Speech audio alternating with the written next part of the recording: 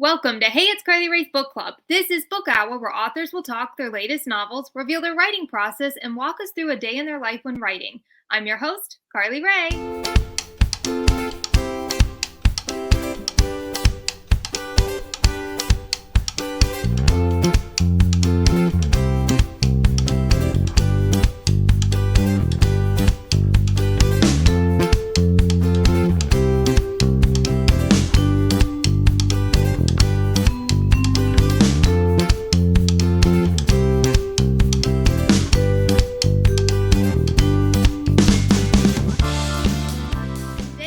Times bestselling author of more than 25 novels, Karen White, joins us to chat about her new book, The Shop on Royal Street.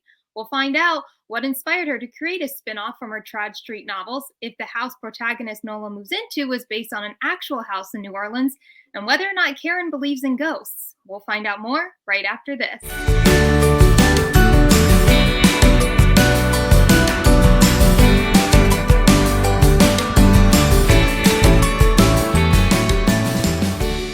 Karen, I'm so excited to have you on Book Hour. I'm thrilled to be here. Thanks for having me. Tell us where you're joining us from. I'm joining you from my house in north of Atlanta, Georgia. And is it sunny today, rainy? It's beautiful today. Beautiful, yeah. Well, tell viewers more about what they can expect from the first spin-off novel based on your Trad Street series, The Shop on Royal Street. Right. Just to clarify, you do not have to have read the Trad Street series to enjoy this new one. It is a brand new start. If you are familiar with the Trad Street series, you will recognize a few of the characters as they come visit, text, call, whatever. And of course, we have Melanie, who is the star of the first series, in the first chapters of the new book, as she sort of turns the baton over to Nola, her stepdaughter, who is now a young woman of 26 and is ready to star in the show. So this is a brand new series set in New Orleans, starring Nola Trenham and a character, Bo Ryan, who we met in the last book in the Trad Street series, who is from New Orleans and may or may not have the psychic gifts that Nola's stepmother Melanie has. Yeah. Now, the house that Nola moves into has ghosts living in it. Is the house based on an actual house in New Orleans?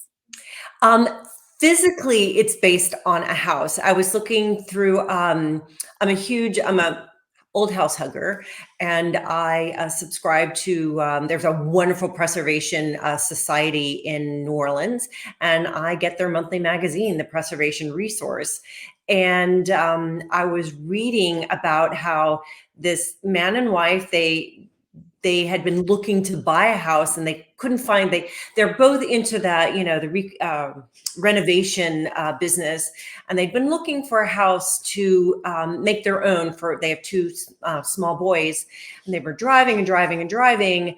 And they found this dilapidated disaster of a Creole cottage. And they didn't like the neighborhood, but they had found an empty lot in a neighborhood they did like. So what they did, this rumbling old mess, they moved it and then restored it. And they had, the pictures and the before and after and what they did and how they changed it. And that became Nola's house. Now, did you actually go and get to see the house or no? I have not yet. I want to. I've not had a chance to. Yeah. Now, why did you decide to set the shop on Royal Street in New Orleans? Have you spent a lot of time there? Yeah, I went to Tulane, so I lived in New Orleans for 4 years. But the Trad Street series was initially supposed to be set in New Orleans. And as a matter of fact, the first book was already entitled The House on Britannia. And it kept on going back between the house on Coliseum and the house on Britannia, and it didn't matter. They're both beautiful streets in the Garden District of New Orleans, where all the beautiful historic homes are. And so when I first started thinking I was going to write a series, obviously I thought of New Orleans because it's a fabulous city. I knew there would be a paranormal element. I mean, New Orleans is perfect for that. And, and I was already familiar with it. So that was 2005.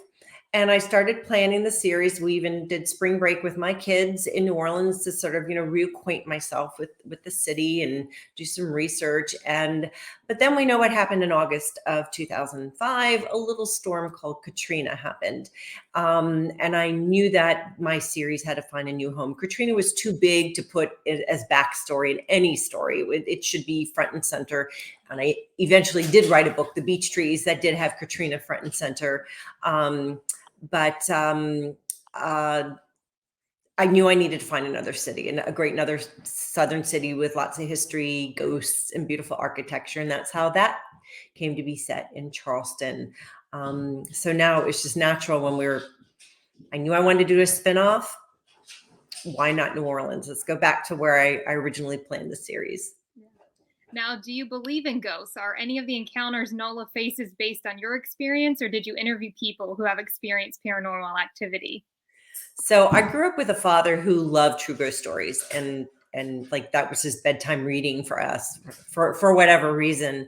And so I don't think I slept in my own bed until I went to college, because I was always so scared I'd always be crawling under somebody's bed. So I've always been a huge fan. I read true crime, true ghost stories. I listen to true ghost stories podcasts. And I just remember the stories my dad told me of the things that scare me the most. I mean, one of them was, a woman, somebody had died. She'd just come back from the funeral and she looked in a mirror and the dead person was standing behind her. So I've used that a few times in my books. You don't have to have experienced it. You just know what scares you. My son has had a few experiences. Luckily, I have not. I do believe in ghosts. Have I ever seen one? I saw an orb and I've seen the effects of ghostly activity, but I've never actually seen a full body apparition. And no, I do not want to, because I'm a huge scaredy cat. So you'll definitely not want to be sleeping in your own bed. No, exactly. Well, luckily I am married. So, my husband just is, like, get away. It's too close.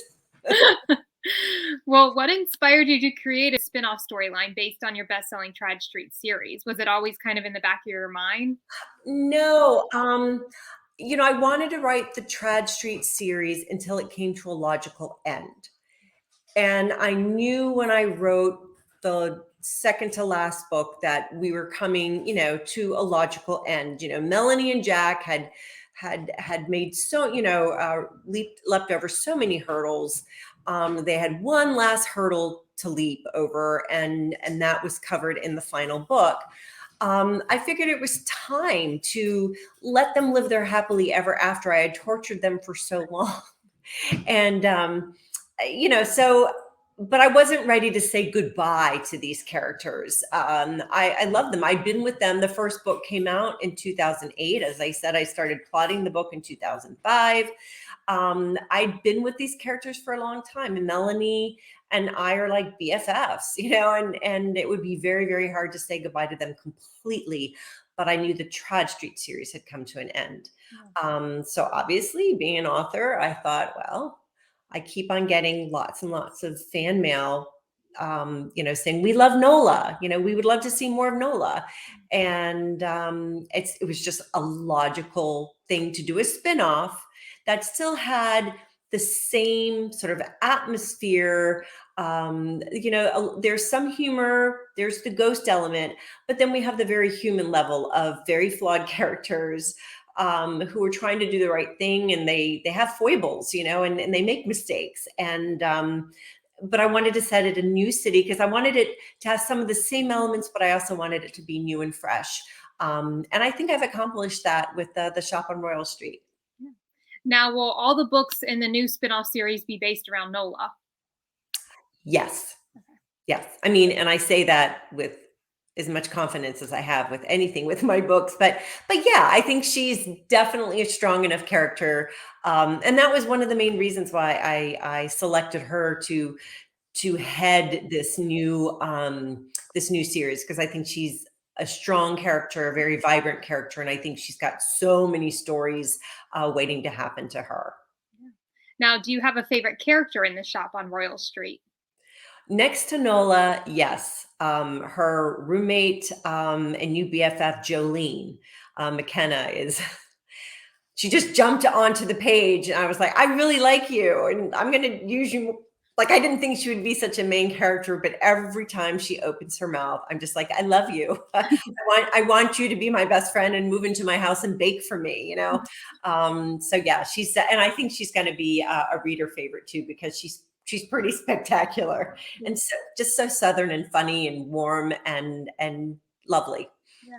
Now, is there one chapter in particular you cannot wait for readers to read? Oh, all of them.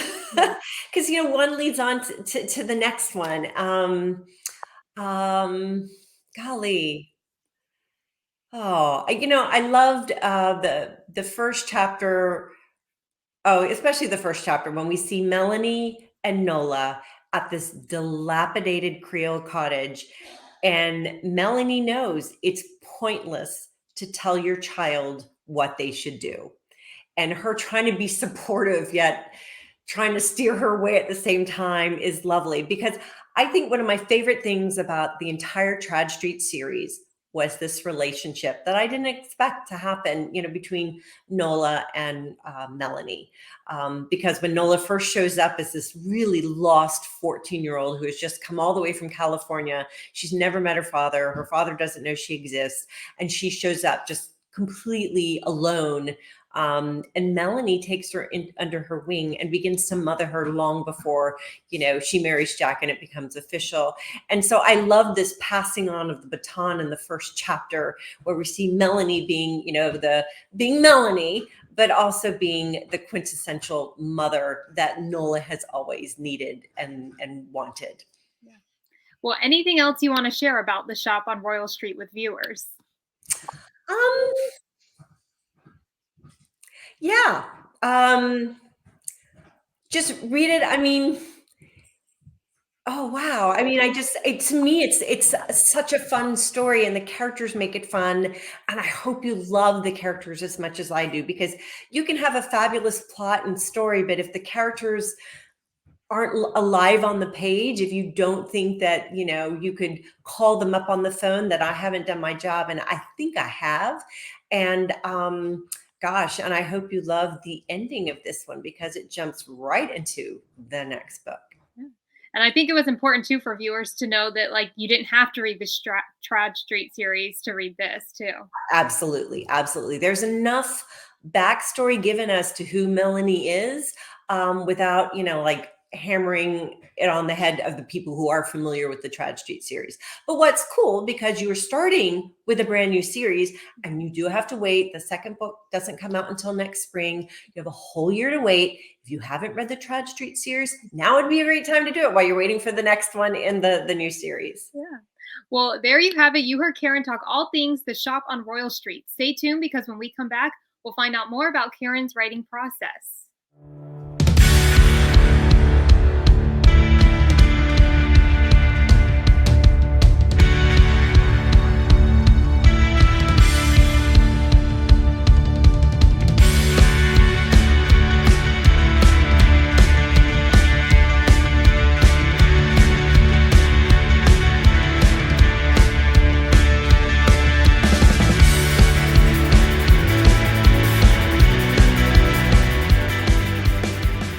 Welcome back to Book Hour. I'm your host, Carly Rae, here with New York Times bestselling author Karen White. Now, Karen, you've written over 25 best-selling novels, which is incredible. Do you ever get overwhelmed or writer's block when you go to write, thinking that you have to write another best-selling novel? No, surprisingly, I think because all my books are so different. And it's actually 30 books now. I have no idea how that happened, because I never really set out to be a writer. And as I tell my children, I'm only 29. It's hard to believe that I've written so many books, considering that my daughter turns 30 next week. That's pretty amazing. But I guess the only thing that I do find overwhelming is the other stuff that is involved with a writing career, that everything that is not actively putting words on the page. I mean, this is the fun stuff. I mean, writing is hard and I look forward to it. But it's just very hard scheduling my life. My daughter's getting married in October. I've got 2 elderly parents I take care of. I've got a dog husband, a son as well. the way there's so many distractions, and what I find overwhelming right now is the distractions, just trying to organize the distractions so that I can actually get writing done. Yeah. But yeah, the stories, it's like I can't write fast enough to get the stories out there. And unfortunately, I need 48 hours in each day, and that I don't see that happening anytime soon. Yeah. Well, walk us through like your writing process. Are you very organized? Do you have like a set schedule when you go to write? What does your day look like when you get ready to write?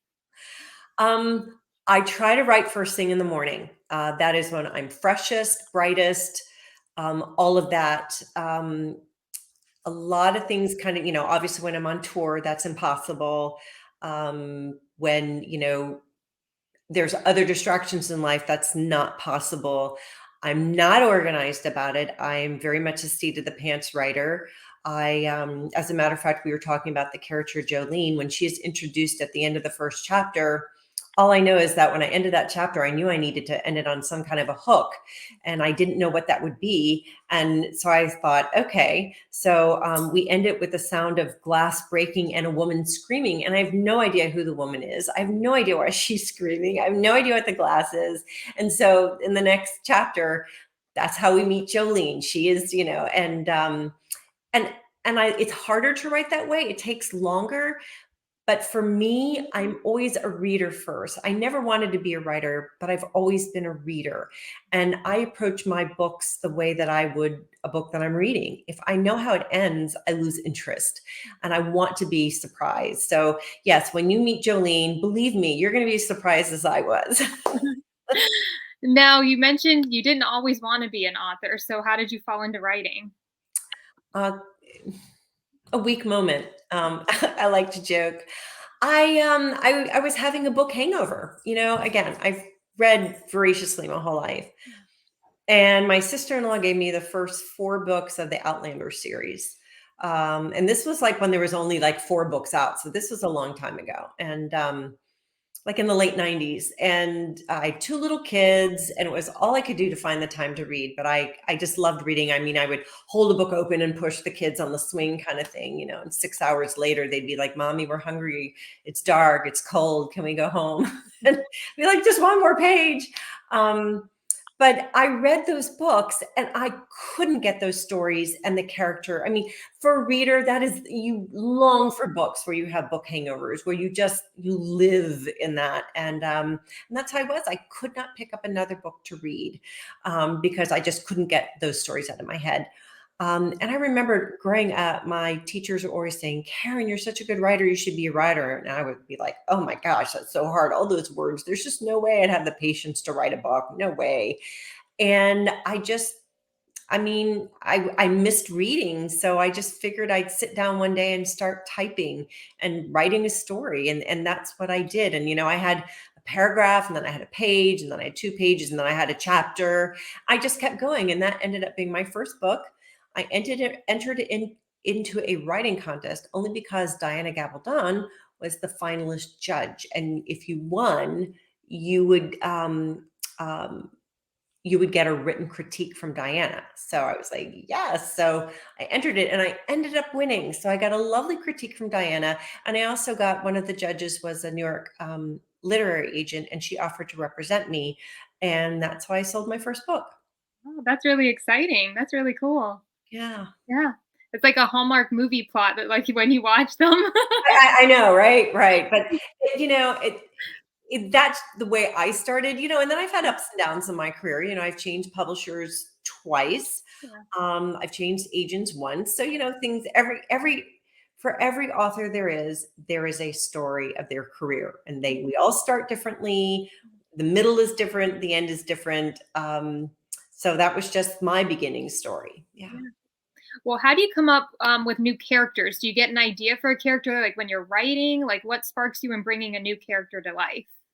Um, from everything, sometimes reading an article in a magazine about somebody who's doing something, or I listen to a lot of true crime podcasts. And just I get a lot of character ideas that way because they're real people who have like real traumatic events in their lives and how they handle it. I'm very inspired and very scared by a lot of the characters that I run into in the podcast. Mhm. Well, share with us your publishing process. Obviously, you work with an editor, but do you get feedback from critique partners, or do you wait until you have an entire draft finished before you send it to anyone? Right. So, chapter by chapter, I send to my critique partners, Wendy Wax and Susan Crandall. They're both published authors. And, so I get the chapter by chapter feedback. And then I go through and I do the whole thing. I turn it into my editor, and then she will come back with editorial comments. Um, for me, generally, those are very, very light, only because I'm a constant self-editor. I'm not one of these people who writes in drafts. I'm just constantly revising and revising and revising. And of course, if you write the way I do, where you don't know what's going to happen, there's a lot of, self-revising you have to do. So sometimes, if I'm having trouble like figuring out an end or something, I will turn it into my editor. And she always has, she doesn't tell me what to do. She's just saying, okay, these are my thoughts. And then I kind of go with it. We work very well together. I mean, we've been together since 2006, I think, 2005, 2006. And so we work very well together. And then after that, then it goes to the copy editors. Authors love copy editors.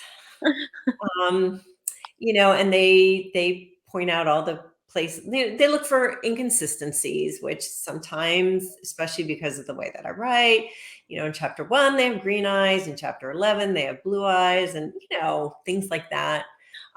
So continuity is very important.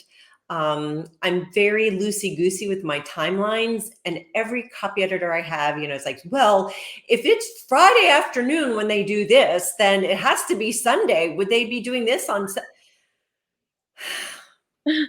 and sometimes too, things like, because I write very Southern, my books are all Southern set. And I have some very Southern characters that say very Southern things I'll never forget in one of my books, because all the copy editors, they're from New York. And a character said, well, he's like a booger you can't thump off. And the copy editor like struck it out saying nobody talks this way. And I'm like, oh, yes, they do. Call my cousin Bubba in Greenwood, Mississippi, and he'll tell you. So, and then I'll go to another copy editor, and then another copy editor. And sometimes the big head honcho editor will come back with the final queries. And by then I'm so tired of looking at the book. I don't, at that point, it's like, whatever. Put somebody else's name on it. I don't care. But then luckily, between that and the final copy, when I, get to go on tour, I'm in love with the book again. So So you get a little bit of a break. yes, exactly. Because I don't want to talk about it, like right after I turn in that 4th edition of edits, because it's minutia at that point. Like the last round of edits, it's like, oh my gosh, like, do you really want to put the "and" here? I don't care. You're just like, and I know it's important. It is, but by then I've already moved on to the next book, and I just having to keep getting sucked back in, especially because now I'm working on the sequel. So I'm working on the sequel, that I'm going and doing edits on the old one, and I couldn't remember what happened in which book, and it was getting very frustrating, when I have to go and read back what I've already written. Yeah. So yeah, but it's all good.